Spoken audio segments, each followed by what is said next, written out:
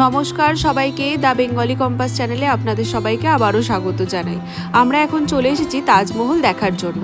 আমরা ভোর ভোর চলে এসেছি কারণ ভিড়টাতে একটু কম হয় তার জন্য। আর অনলাইন টিকিট আমরা নিয়েছিলাম, তাই লাইনে আর দাঁড়াতে হচ্ছে না টিকিটের জন্য। টিকিটের প্রাইস ছিল 50 টাকা, আর যদি ওই তাজমহলের ভিতরে যেতে হয় তার জন্য 200 টাকা, টোটাল 250 টাকা টিকিট। আর বাচ্চাদের জন্য ফ্রি, আর ইন্ডিয়ানদের জন্য 250 টাকা, আর ফরেনারদের জন্য আলাদা প্রাইস আছে। আমরা এখন ভিতরে চলে এসেছি এন্ট্রি করে। আর আসার পরেই এই ছবিগুলো আছে, এই ছবিগুলো হচ্ছে তাজমহল কত সালে কিরকম দেখতে ছিল তার কিছু ফটোগ্রাফি। যদিও ব্ল্যাক অ্যান্ড হোয়াইটে আছে, কিন্তু কোনো সময় পাথরের কালার কিরকম লাগতো, কিরকম চকচক করতো। এই যে এখানে কতজন মানুষ এসেছেন, তো এইরকম ভাবে ওরা ফটোগ্রাফি কালেক্ট করে রেখেছে। ছোট একটা মিউজিয়ামের মতো এন্ট্রি গেট থেকে আসার পরেই এই জায়গাটা রয়েছে। তাজমহলে আসার সাথে সাথেই আমরা গাইড নিয়েছিলাম, আর গাইডের জন্য ওনারা 1500 টাকা 1200 টাকা এরকম বলছিলেন, কিন্তু আমরা সেটা বার্গেন করে 1000 টাকা করেছিলাম। এখানে কিছু আগ্রা ফোর্টের ফটো আছে, আর তাজমহলের আশেপাশে যা যা ফোর্ট আছে সেগুলোরও কিছু এখানে ফটো আছে, যেমন ফতেপুর সিকরির আছে। তারপরে আগ্রা ফোর্ট থেকে তাজমহল কিরকম দেখতে লাগে সেটারও একটা ফটো এখানে আছে। আর তার সাথে আমাদের গাইড খুব ভালোভাবে এক্সপ্লেন করে দিয়েছিলেন আমাদের। जो ब्लैक ताजमहल बनाने का वर्क स्टार्ट किया था वो यहाँ पे किया। তারপরে আমরা তাজমহলের দিকে যাচ্ছিলাম, আর সামনে এই যে দুটো বিল্ডিং আছে সেই দুটোকে উনি এক্সপ্লেন করে দিচ্ছিলেন। এখন এটা মানে তাজমহল যেহেতু এখন গভর্নমেন্ট, সেন্ট্রাল গভর্নমেন্ট থেকে মেনটেন করা হয়, সেই জন্য এটা CISF থাকার জন্য জায়গা। আর আগে ছিল এখানে মিনা বাজার, মানে সব থেকে বিখ্যাত যে মিনা বাজার, যেটা রেড ফোর্টে আগে ছিল।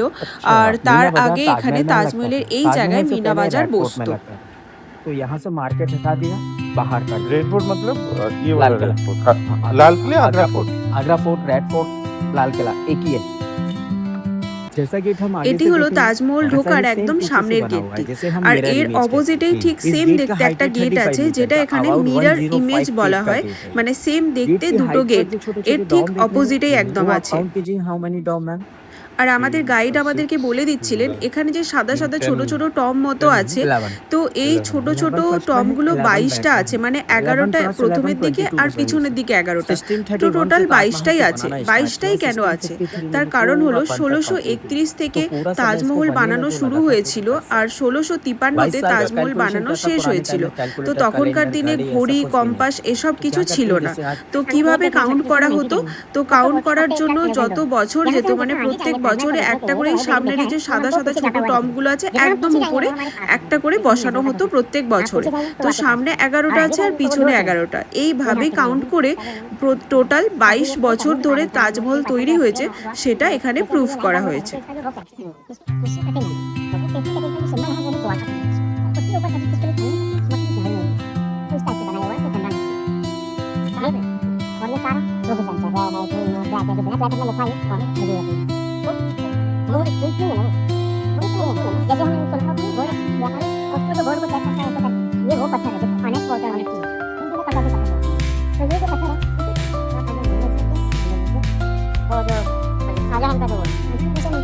ताजमहल का आगे पीछे से सेम बना हुआ द्वार, जिसे शाही दरबार कहते हैं। ताजमहल के अंदर जो हमने सबसे ज्यादा एंटीज में जो देखा है, यहाँ जो स्टोन यूज करता है वो है सबसे ज्यादा ये रेड स्टोन, जिसे हिंदी में लाल बलुआ पत्थर बोलते हैं, इंग्लिश में रेड सैंड। এখানে যে স্টোনগুলো ইউজ করা হয়েছে রেড কালার, হোয়াইট কালারের, সেগুলো সমস্ত কিছুই রাজস্থান থেকে আনা হয়েছে।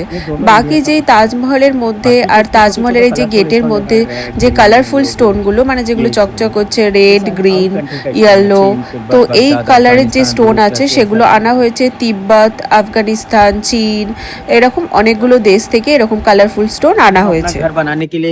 এখন আমরা বাড়ি বানানোর জন্য একটা ইটের সাথে আর একটা ইট জুড়তে সিমেন্ট কিংবা হোয়াইট সিমেন্ট ব্যবহার করি, আর তখনকার সময়ে পাথরের সাথে পাথর জুড়তে ওরা ব্যবহার করতো চালের গুঁড়ো, ডালের গুঁড়ো, তারপরে গুড়, এই সমস্ত কিছু পেস্ট বানিয়ে ওরা পাথরে ব্যবহার করতো।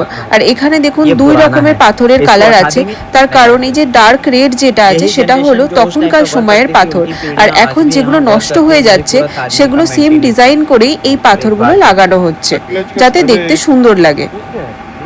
এখন আমরা চলে যাচ্ছি তাজমহলের দিকে। আমরা এখন তাজমহলের দিকে যাচ্ছি। আর তাজমহল মানেই সবার আগে মাথায় যেটা আসে সেটা হলো শাহজাহান আর মুমতাজ। শাহজাহানের বানানো একটি মহল মুমতাজের জন্য, আর তার থেকেই নাম হয়েছে তাজমহল। আর তাজমহলের মধ্যেই মানে মাঝখানে আছে শাহজাহান আর মুমতাজের সমাধি। हाँ भविष्य में जब जैसे कभी कब बारिश तेज सब कुछ भी आता है तो ये बिल्डिंग के ऊपर नहीं गिरेगा, बाहर के बाहर तो बिल्डिंग पे गिरते हैं तो बिल्डिंग के ऊपर नुकसान होता है, बिल्डिंग द्वारा नहीं, इसीलिए इसको ऐसा बनाया गया। तभी से बनाया गया है। तो किसी को अपनी सारी चीज़ों में फोकस करके कि हमने ऐसा इस टाइप से बनाना है कि अगर इसका पत्थर कोई भी खराब होता तो क्या नया लगा। पूरा बड़ा दिमाग असर होता है बहुत सही है। और जैसे आपने सुना होगा कि सांप वगैरह भी काटते हैं। हाँ हाँ हाँ वो सच है।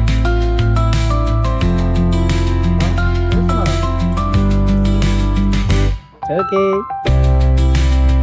Sir you come out sir इधर आइए आप।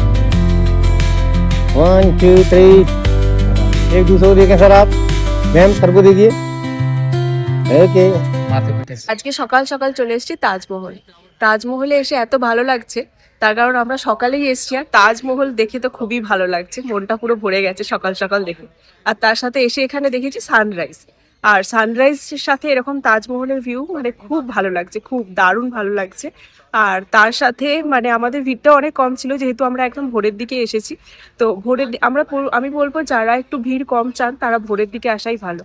আর তার সাথে তো গাইড নিয়েই ছিলাম, দেখছিলেন এই যে পিছনে এরকম তাজমহল দেখাচ্ছে, খুব ভালো লাগছে দেখতে।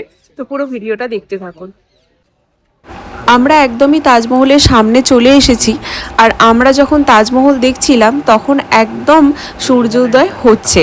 তো এই গোল্ডেন লাইটে তাজমহলের গায়ে যে সুন্দর পাথরগুলো আছে, মানে অরিজিনাল যে পাথরগুলো, সেগুলো কিন্তু একদম সোনার মতনই চকচক করছে শুধুমাত্র সূর্যের এই লাইটের জন্য।